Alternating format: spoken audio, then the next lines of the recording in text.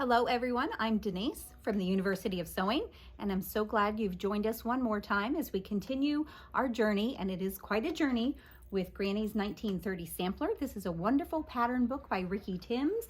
We are working our way through the 42 blocks on this amazing sampler.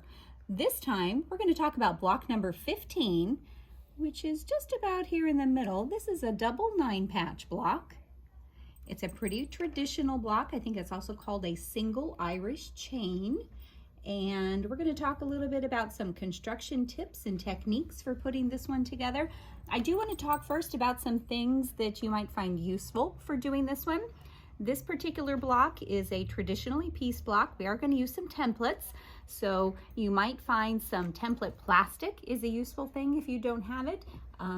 Templates can be a little tricky, and I do appreciate the plastic. There's less wiggle room. You're not going to wear down the edges quite as much. It will help with your accuracy in the long run. We've also got our little thread cutter caddy here. This is so cool. It's got a little space in there where you can put some pins or something, and then at the top it's got a blade for clipping your chain piecing units apart. It's great for speeding up your sewing process. Of course, we've got a nice selection of Aurifil thread. We quilters love our Aurifil. It's kind of like ice cream, I think. It's just very tempting. We've also got a little seam roller if you want to use that for pressing. I think they're really kind of handy. I like this one because it is wood. It's a little heavier than some of the plastic ones, so I feel like it works a little better.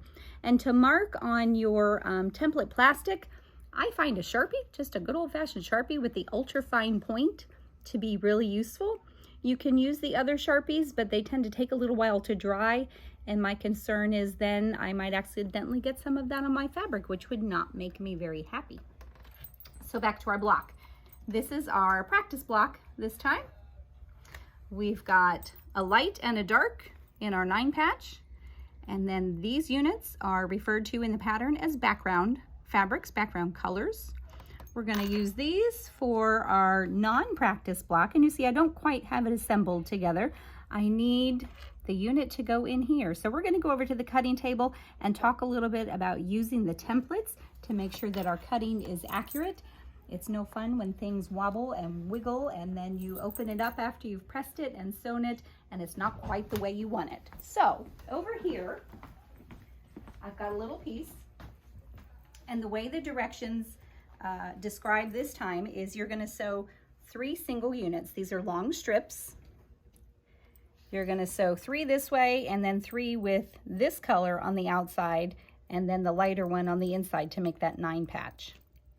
And then to trim that, I have cheated. I've taped. There's my trimming guide made out of template plastic. Now the directions in the book do suggest that you actually tape it to your acrylic ruler, which I thought was a little silly at first, and I didn't do it that way, but I thought, what the heck, let's give it a shot, and I like it better. I see why they suggested that. I think it's a good idea. So I've just got one little piece of tape here. The edge of my template is right along the edge of my ruler, and this is how we're going to do this. We're going to line up the edge of our template. You can see the frosted version of the template is right along the edge of my fabric here. And now I can trim. And the reason we're using templates is these are kind of oddball sizes. It's not a 1 1/4 strip or 1 1/2 strip. It's just a weird size. And that's why the templates really help. So we've got this last little guy. Look how cute he is. Let's take him over and we'll assemble this so we can put this fun block together. This is, again, it's a traditional block. It's been around for a long time. It's another one that would be really cute just as a whole quilt in just this block. So to put this guy together, we've got our opposite units here. And you can see I've pressed on this one. That seam is pressed to the outside. For the other unit, I've got my seams pressed to the inside. And of course, that is so they will nest when I do them right sides together. Get this thread out of the way so you can see a little better, but I think you can see in there. We're gonna scoot it over and you can feel it when those folds line up right against each other. You can also peel it back and peek. This seam is a good clue to make sure things are lined up. That one looks pretty good. It feels nice and flat. Let's check this one. I'm gonna pull it just a hair.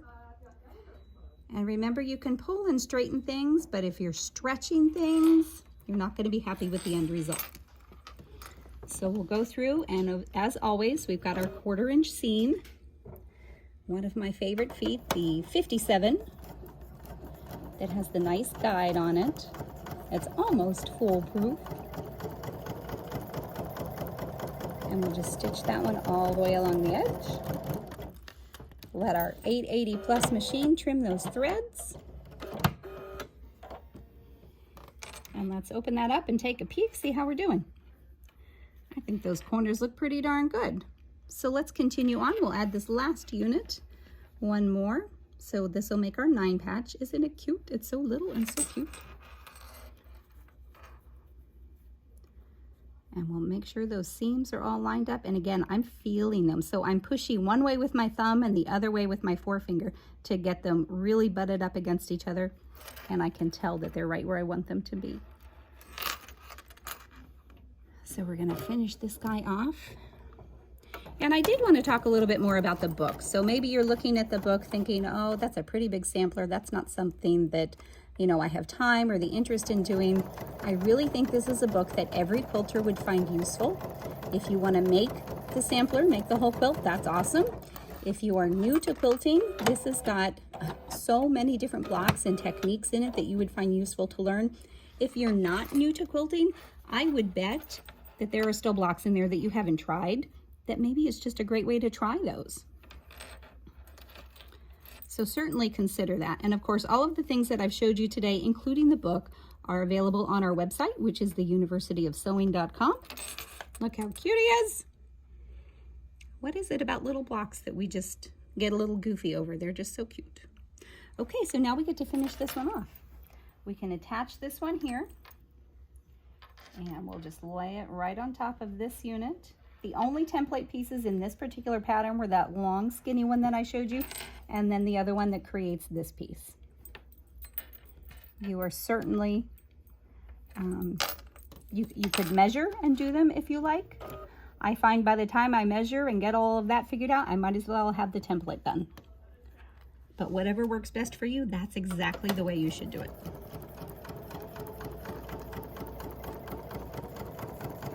So again, this is block number 15.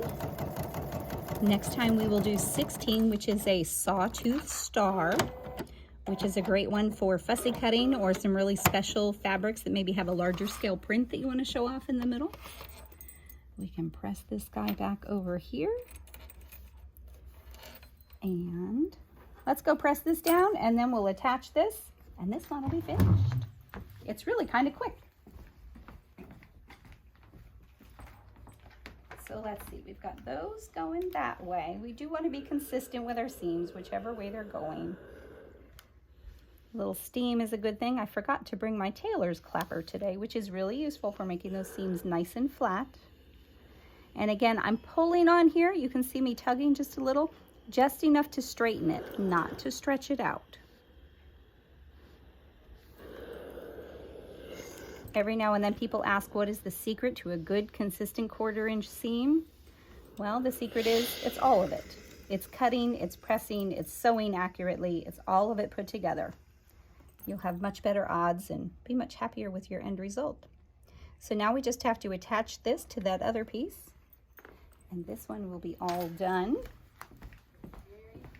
If you guys are enjoying our videos, I hope that you will hit that like button. And be sure to share it with your friends. Let them know what we're doing. It's kind of fun.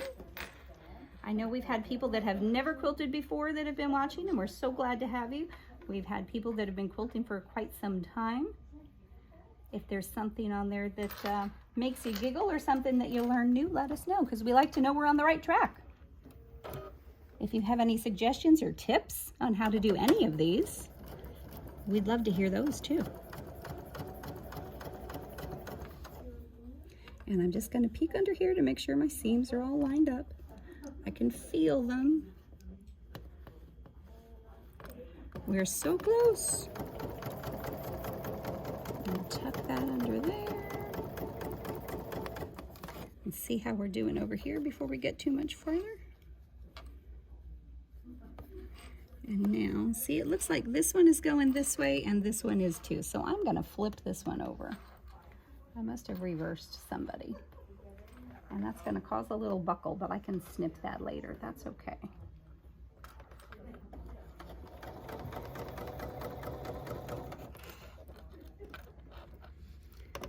And Dave's getting right in there so you can really see how this wonderful machine works. And we've got the dual feed engaged, which I've got a little pucker here. One side's a little bigger than the other, but the dual feed is going to work that out.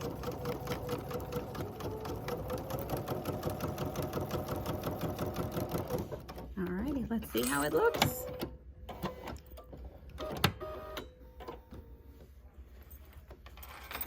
Not bad. Let's go give it one last press. I really like the colors in this one. This one's kind of fun. So just a quick pressing review. We're going to press with everything folded together here just to set everything. The heat shrinks all those fibers together, which helps to set things. Let's see, this one is going to go to the outside. So I'm going to open up, and again, I'm just going to straighten. I'm not really tugging. I'm not stretching. You can hear my steam doing its thing. Get that going in the general direction, and then let's flip it over and finish that off. And these blocks are unfinished at 8.5 inches, so when they are finished and in our quilt, that means they will be 8 inches, which is kind of small, but boy, you can do some fun things with them. Alrighty, friends, so let's straighten this guy up, get that thread out of there. Dave can get a good picture of how cute that is. That is our double 9-patch block. Again, that's block number 15 in Granny's 1930 sampler, our pattern book by Ricky Timms. All of these items, again, are available on our website, theuniversityofsewing.com. If you have any questions, I would hope you would email us at info@universityofsewing.com. And either way, give us an email, give us a shout out, let us know we're on the right track. We're so glad you guys are joining us, and we'll see you next time. Thanks again.